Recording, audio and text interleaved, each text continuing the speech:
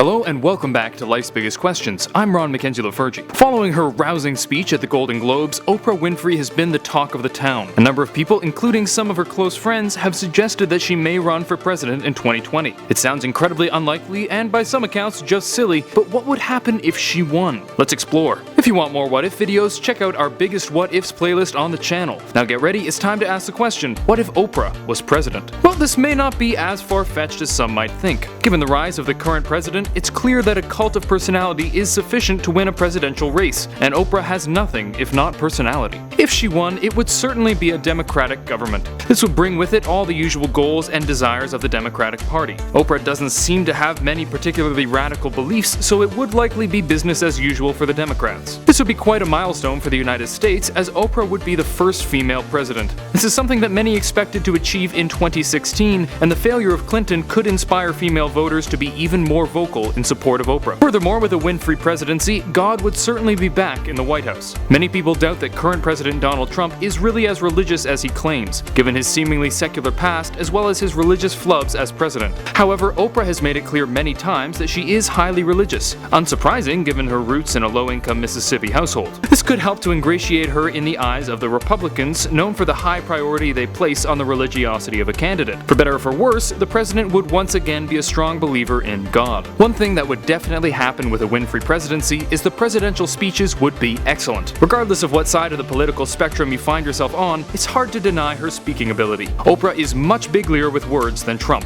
One might say she has the best words. All jokes aside, Oprah as an orator is much more clear, concise, and comprehensible than Donald Trump, which could help both on the national stage and the international stage. Agree with her or not, she can be pretty darn inspirational. And while this might not be the most relevant in terms of policies, it would likely help to improve America's standing in the eyes of the world. With regards to her politics, there are a few things that we can predict about her presidency. She would definitely prioritize social issues affecting African Americans, as she's been highly vocal about these inequalities in the past. It's also likely that she would prioritize women's issues for much the same reason. This would likely cause some friction between the Winfrey government and the more right-leaning folks who disagree with many of the left's positions pertaining to race and gender. In terms of specific political beliefs, Oprah is pretty much a textbook Democrat. She's pro-gun control, pro-immigration, she believes in the gender pay gap, nothing new compared to the Obama years. However, there is much we just don't know yet, such as her views on foreign policy and taxes, other than her distaste for the estate tax. For these, we'll have to wait and see. However, there are some problems with this prospect.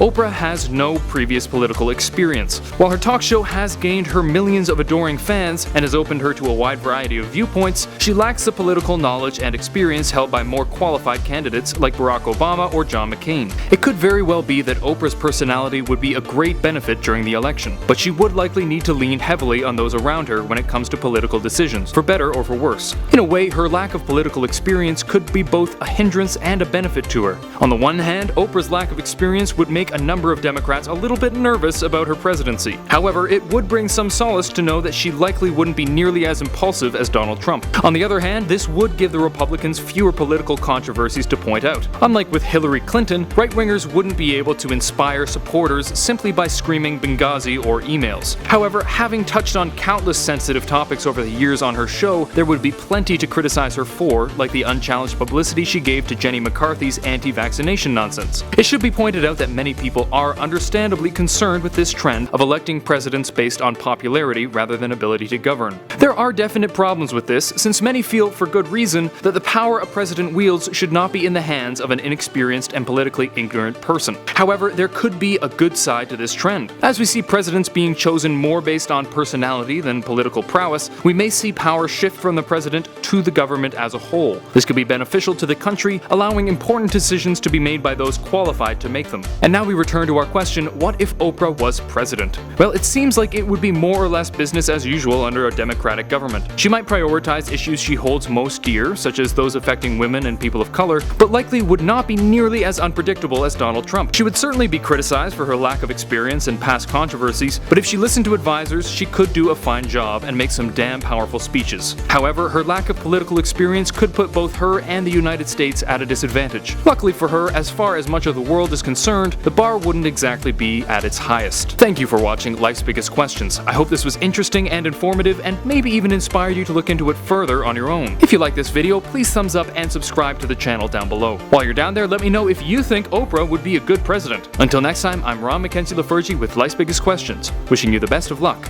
on your quest for answers.